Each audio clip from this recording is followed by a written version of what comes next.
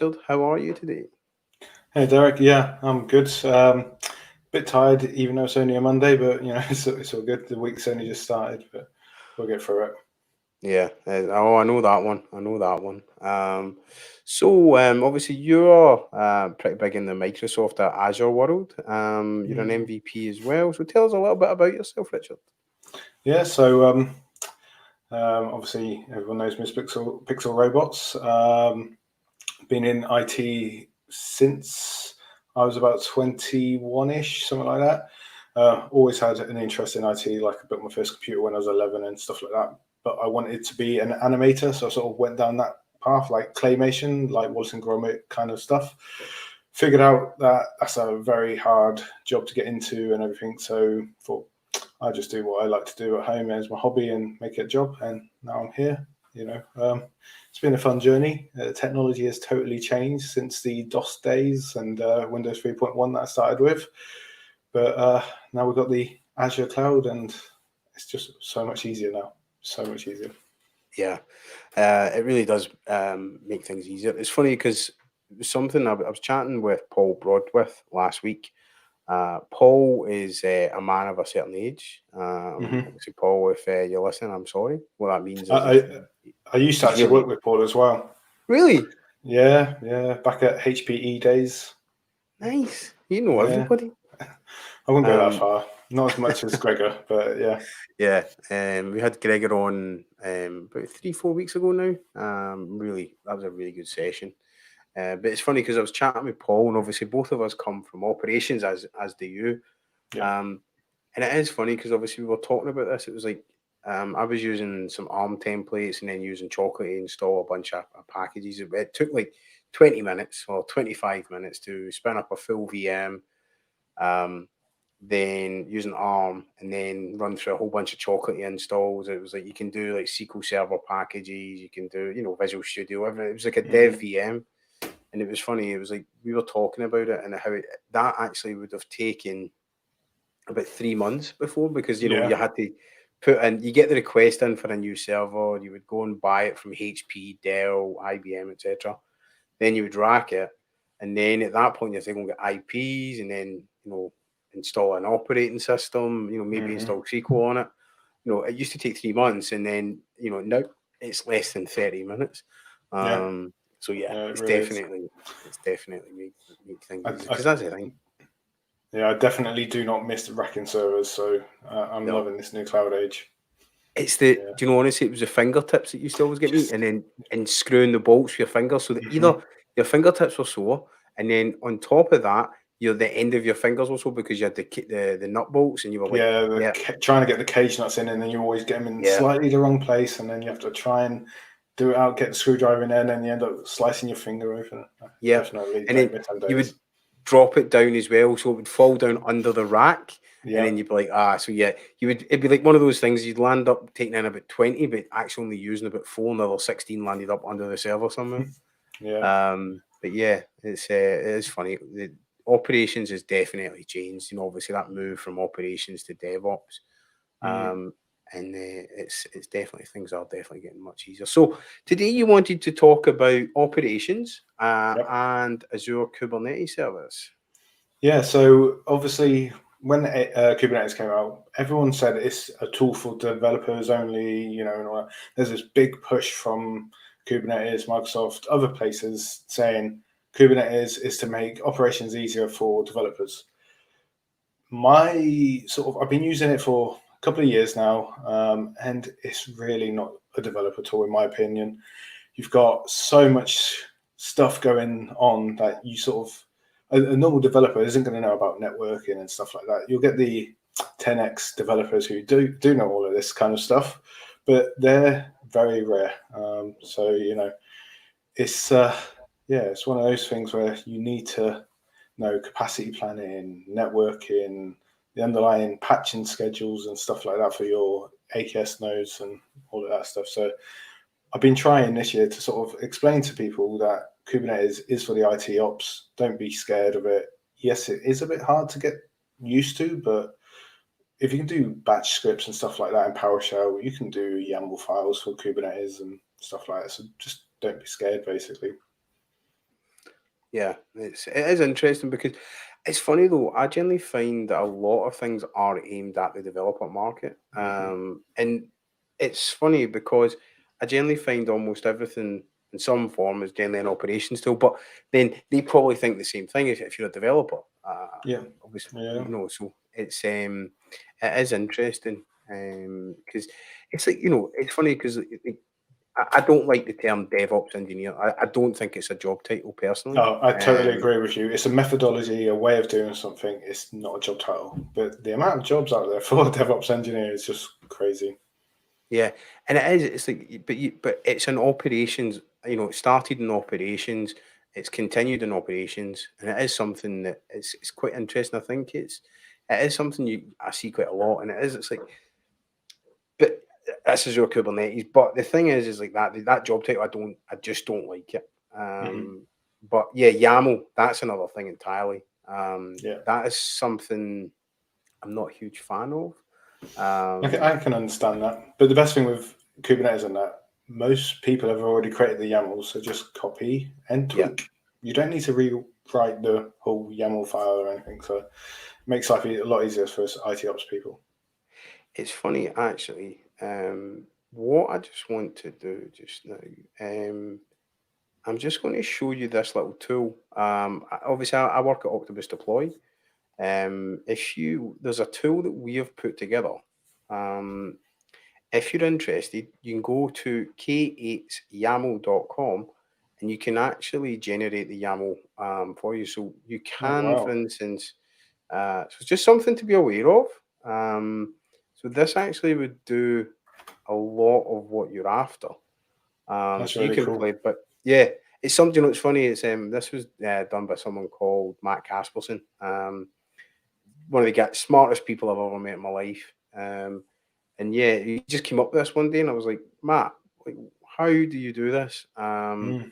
So yeah, it is something just to be aware of. So you can get that at khyaml.com, and it'll effectively write the YAML for you. And that's open. Anyone can use it. It's free. You don't Yeah, need an alt. Yeah, wow, that's yeah, no, really cool. So Octopus are making the Kubernetes a lot easier for the IT pros right there. well, hopefully, it is really cool. And also, one of the things just to be aware of, you can go in and play about with this. It's entirely free. I will stick it in the YouTube description afterwards, but it is really, it's because that's the thing is YAML can be a bit of, I'd say it takes a bit of time to, You got to get the um, spacings right. yes. And do you know the funny thing is though is Octopus runs its cloud. So we have Octopus Cloud. It's got 2,500 cloud instances, and that's all running on Azure Kubernetes service. Oh, cool. Is that like Windows containers or Linux containers, or Linux. is that cool? Yeah. Yeah, try not to use Windows containers if you can. They're a bit slow and new. Hopefully Yes. soon they might get better, but yeah, we've been running Windows containers since they went GA in our AKS cluster, but before that we were running them manually in our own VM scale set because yeah, it's Why didn't not? support it. Yeah, we had to use it. So, but I've learned a lot since then. And again, with Windows containers, most developers don't understand the Windows operating system, and you kind of need to know how the file systems and that kind of work. So again, another ops thing where you need to know. So everything Yeah. always points back to ops.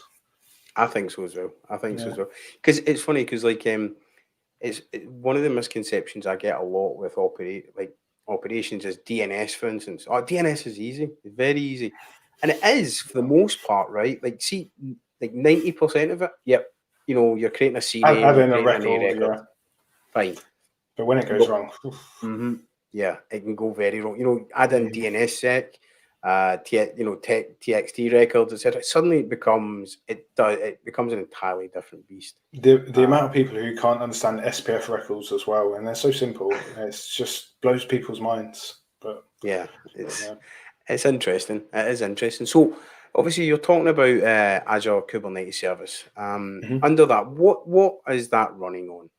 What do you need to use Azure Kubernetes service?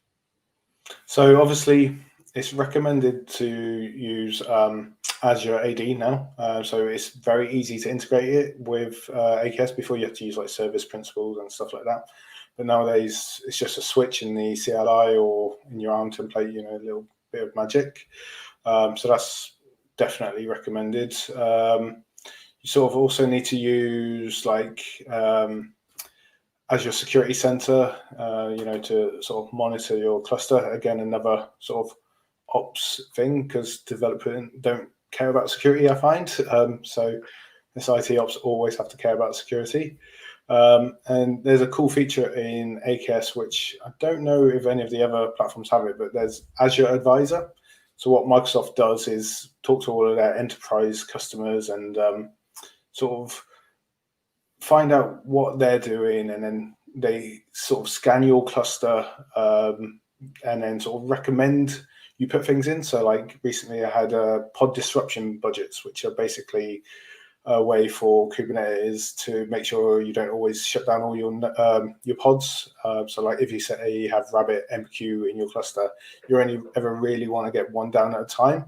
So if you're doing a drain and there's 2 rabbits on one node, with the PD pod disruption budget, it would only ever take one down until the next one's up.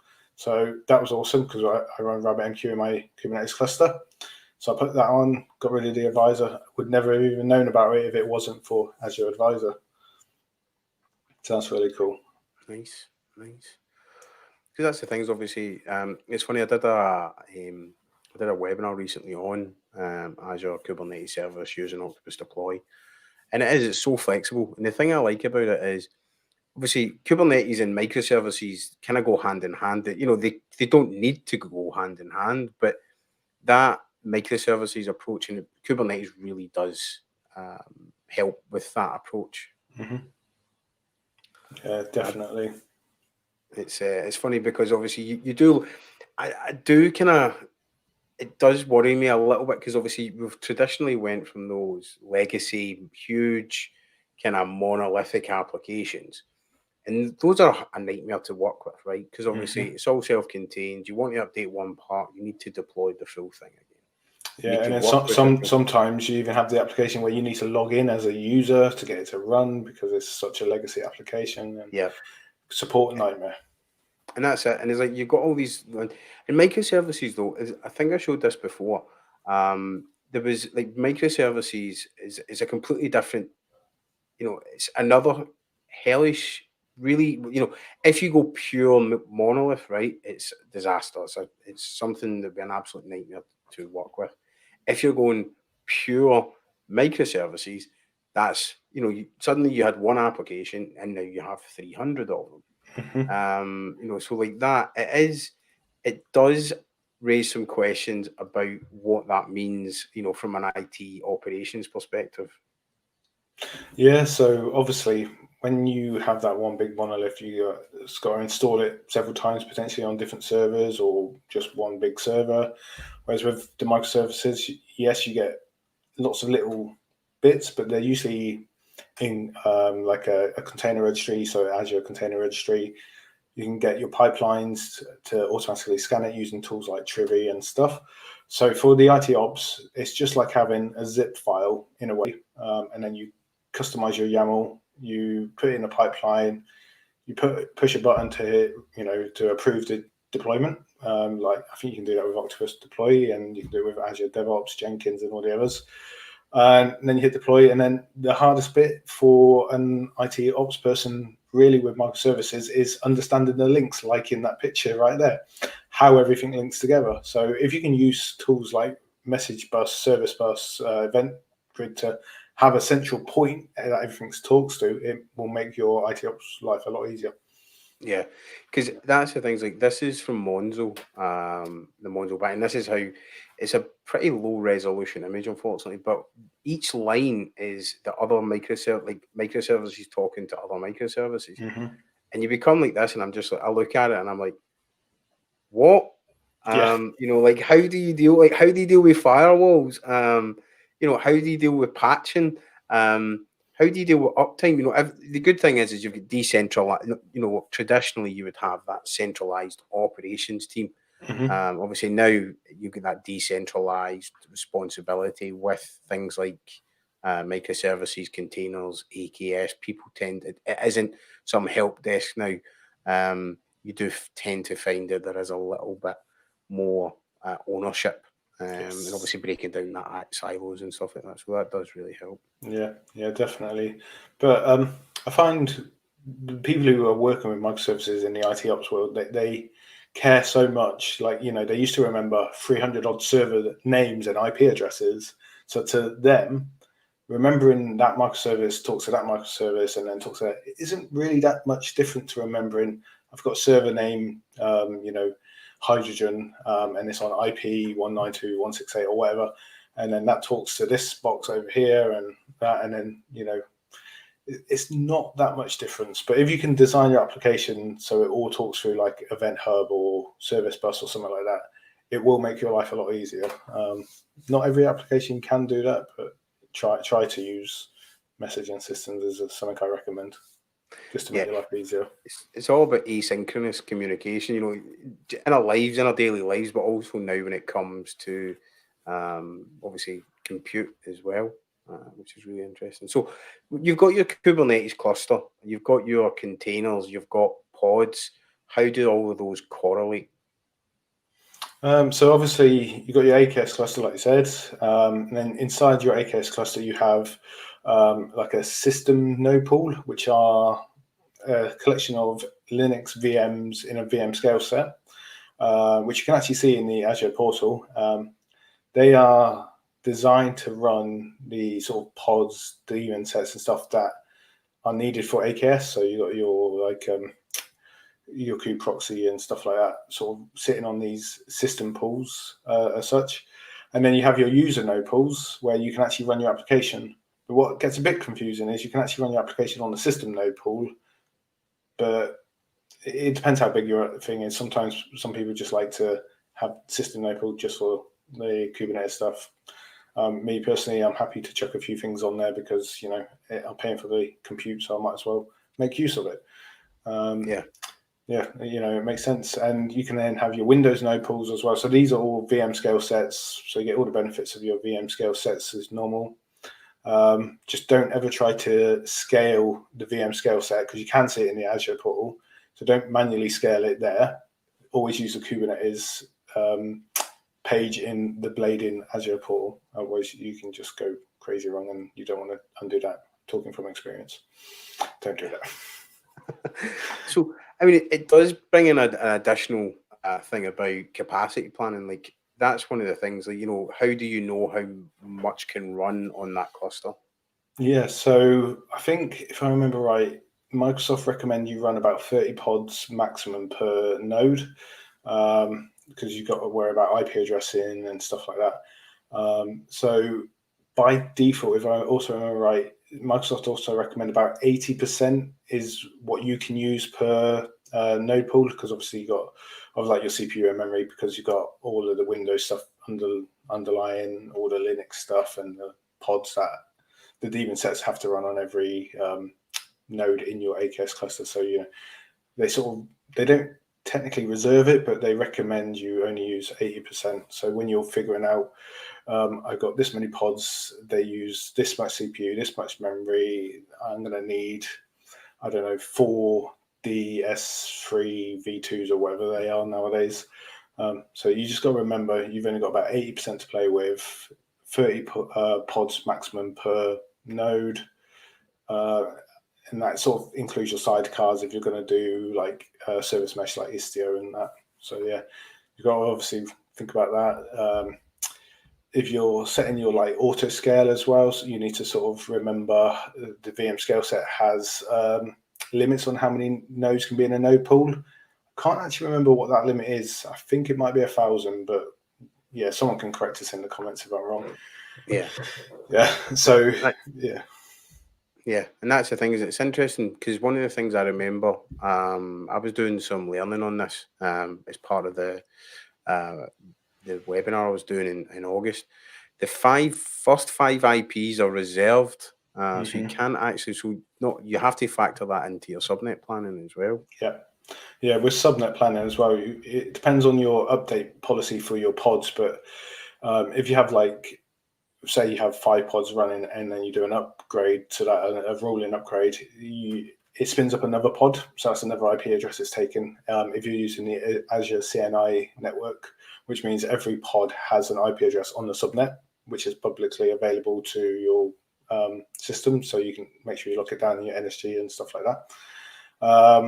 So yeah, it's crazy. You can actually, depending on the size of your application, you can actually use so many IP addresses, which is why on some of mine I way overestimate because I don't have them connected to my on-prem network or anything. So I don't mind about IP overlapping or anything like that.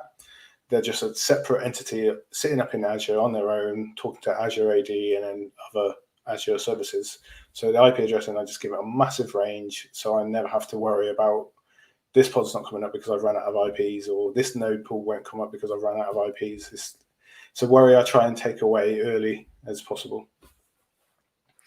That's a question actually, because obviously you can use Azure Active Directory and AKS, and that kind of generally simplifies your authentication. But you can also use RBAC as well.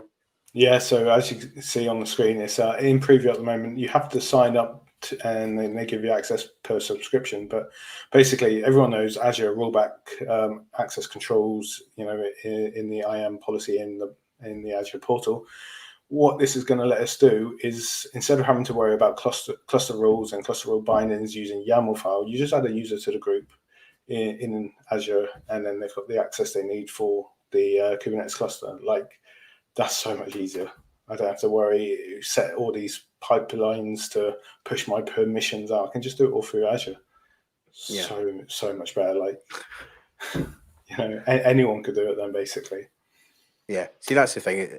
Azure Active Directory, I see, honestly, even if you take the Azure, but Active Directory generally does simplify things. But yeah, definitely Azure Active Directory with Azure RBAC, which is role-based access control. Yeah.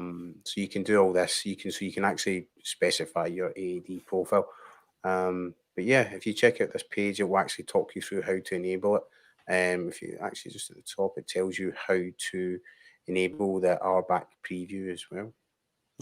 Yeah. So on that one at the moment, you just have to also sign up. So it just says it under the prerequisites, I believe. Sign up. You just give your subscription ID over. It's a Microsoft form. You put your email address, and then they should hopefully sign you up, and should be good. But don't run it in production yet, but test it, play with it, and plan out your sort of migration.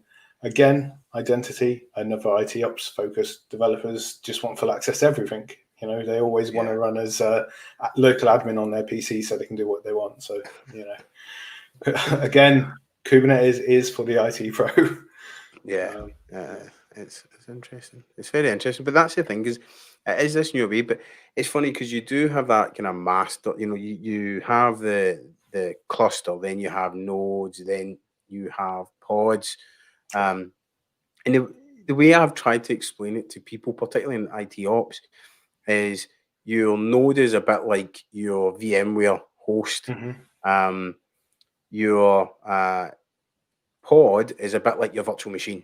And that's the thing. So it's funny because when I first, I just thought everybody ran a single container in a pod, and then that was it. But you can run multiple containers within a single pod on Azure Kubernetes. So you can have that. So because obviously, what the main benefits of Kubernetes is that you don't have to have that operating system layer.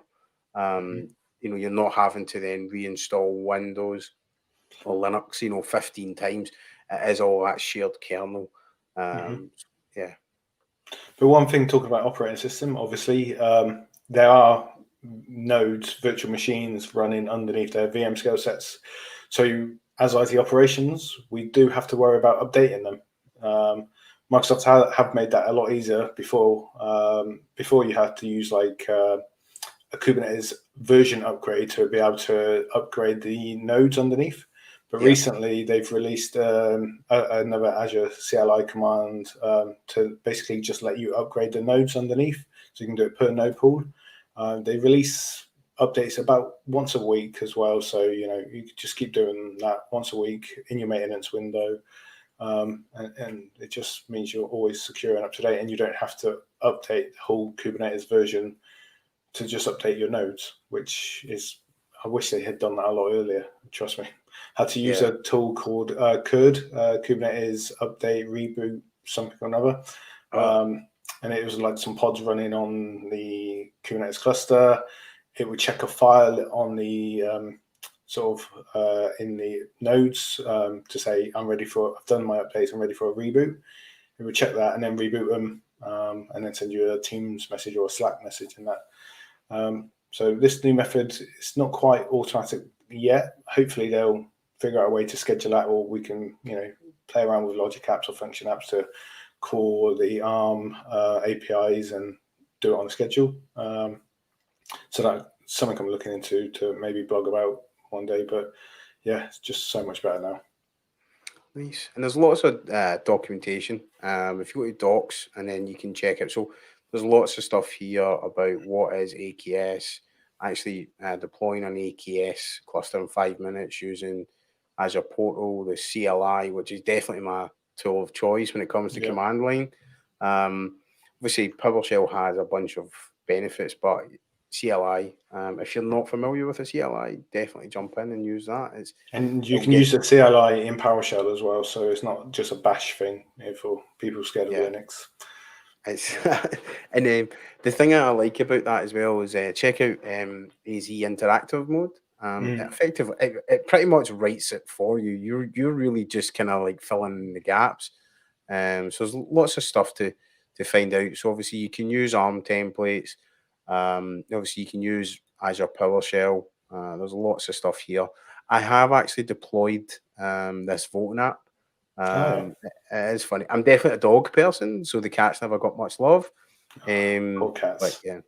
Don't let Isadora hear you say that about cats and dogs, you know. We need to get Izzy a cat. Well, that's it. It's I mean, get a cat. Definitely get. I mean, I grew up with cats. It's a bit off topic, but I've got 2 chocolate Labradors now that her brothers are coming up here. But there's great tutorials. You can actually, if you run through these, you can it'll take you through preparing applications, because you'll need a container registry. That's where you host your containers. Then obviously from there, you can then deploy it to your Kubernetes cluster. Then you can run the application, scale it. That's one of the benefits with AKS is you can scale it. Like that's one of the main benefits. It's kind of how Kubernetes came about, because obviously it started at Google, and they run things at scale that, like, to this day, I mean, I've done my research, but like, how does something like Google run? Like, there's hundreds of thousands of servers globally.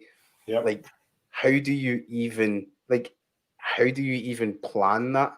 It's like, is it one guy? Does he know everything in there? Like, most IT companies, one guy knows everything. There can't be anything like that at Google, can there? I mean, I'm sure there's. Do you know what's funny? Like, it's like these guys, like, they must sit, and it's like they're really, they're the ones with the answers. And like, we Google stuff. Like, the minute I'm on Google at least 15 times a day. It's like you'll do something, you'll leave 6 months behind it. And it is the most basic stuff, but definitely these guys at Google have created Kubernetes. I think they'll probably keep them in a cupboard. It's a bit like the IT crowd. What was it? What was his name? What is it? Richmond? Richmond, that's it. Yeah. So basically, the person who created Kubernetes is probably Richmond's intelligent brother. Yes.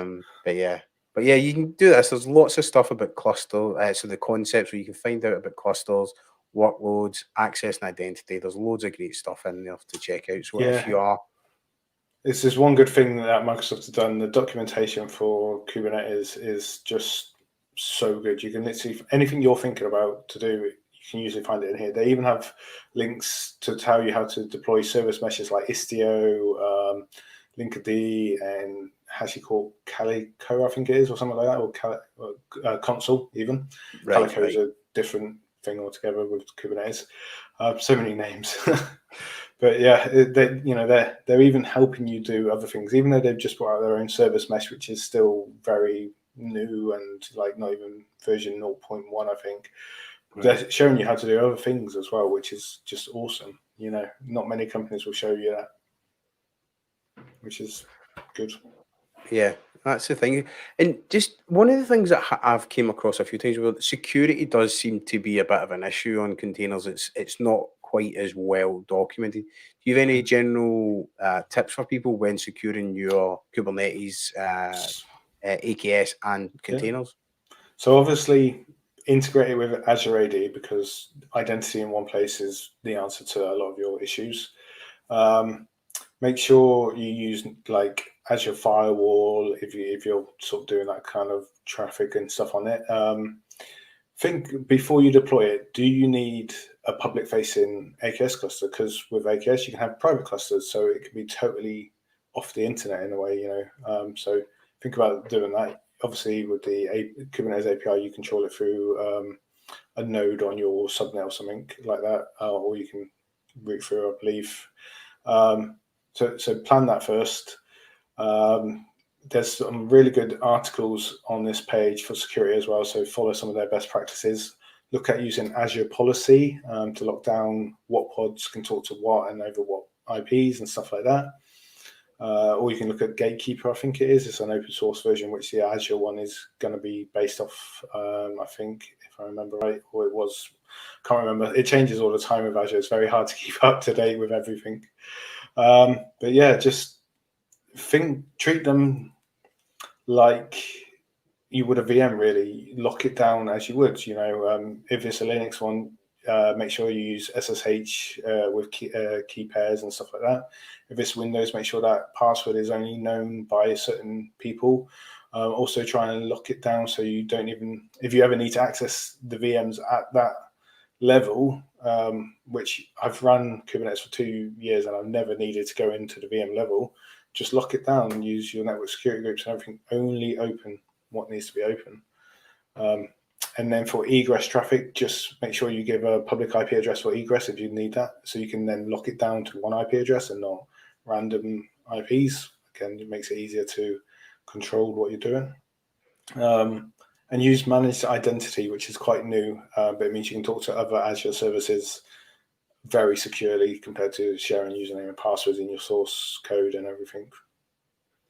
Doesn't sound too dissimilar from your usual virtual machines. You've still got a network security group, you've still got a firewall, probably got, and that's the thing, because Kubernetes has its own networking stack internally, then it also has that externally as well, doesn't it? Yeah, so if you use Kubelet, it has that kind of internal IP range, and then your external one. But if you use the Azure CNI, like the container network interface, your internal IP range is actually on your subnet. So every pod has an IP address on that subnet. So it's better in ways because you can do different things with it, and you can actually put the policies on that one. I don't think the Azure policies work with the Kubelet, but Kubelet's a lot easier. Yeah, you have an extra hop and stuff like that. It shouldn't affect latency or anything. So when you're starting out, try Kubelet, and then if you need to redeploy your whole AKS cluster, and use Azure CNI. Because you've got to remember with AKS, with pods, they're not there forever. You should design your cluster using like ARM templates so you can just redeploy it, like the DevOps approach. Don't get attached to your cluster. Don't get attached to anything in microservices.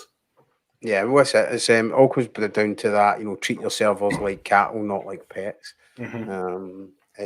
I think I've actually got this a T-shirt that says that on it just now on the back. Oh, wow. But yeah, you can so put some common stuff. So say for instance, you're brand new to Kubernetes, you want to learn about Kubernetes as well as Azure Kubernetes Service. Definitely check out Microsoft Learn. There's a really great AKS workshop that you can go through, so you can actually go through. There's an introduction. You can deploy Kubernetes with AKS. Have you went through this workshop, Richard? Yeah, I had a quick look through that because it's only been out not that long, but it's really good. I've shown some people at work because they're learning more about Kubernetes, so it's not always just me dealing with it. So I'm trying to get some of our developers excited about what Kubernetes is and that, because, you know, all they care about, oh, I've got a container package, you go chuck it over the fence, you sort it out. So I'm trying to get them all excited, and this is actually helping a lot, especially because it's just written so well, and you can actually, you're building a whole AKS cluster and deploying an app just through this one module. So it's really cool.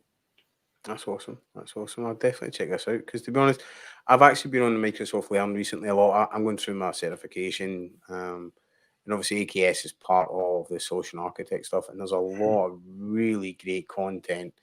You can actually just check this out, and there's a whole bunch of useful resources on that. Definitely check that out. YouTube as well, like Skylines Academy. There's so many resources out there, like Yeah. Skylines. You've got Pluralsight. You've got anything by Tim Warner's really good. I'm not sure Yeah, if he's Tim's a done good guy. much. Yeah, I'm not sure if he's done much on Kubernetes, but there's loads of great stuff out there. You know, obviously use whatever you go for, but there's lots of stuff on YouTube which is entirely free. Like I pay for my content through. I've got one with work on Pluralsight, and then I pay for Skylines. There's lots and lots of really great stuff out there. And then if you want to learn anything Kubernetes based or Docker based, then there's a guy called Nigel Poulton who's like a guru when it comes to Kubernetes. And like, you know, I'm like here and he's like way up there. And he's got some cool books, the Docker book and the Kubernetes book or something like that, Docker Deep Dive. They're available as ebooks or normal books, and he's got some courses on Pluralsight, like you mentioned. But that's how I got started with Kubernetes, is following him, reading his books and watching his courses. And he just makes it so easy to understand. It's really good. Yeah, there's lots of great stuff because that's it. You know, there is no Kubernetes without Docker.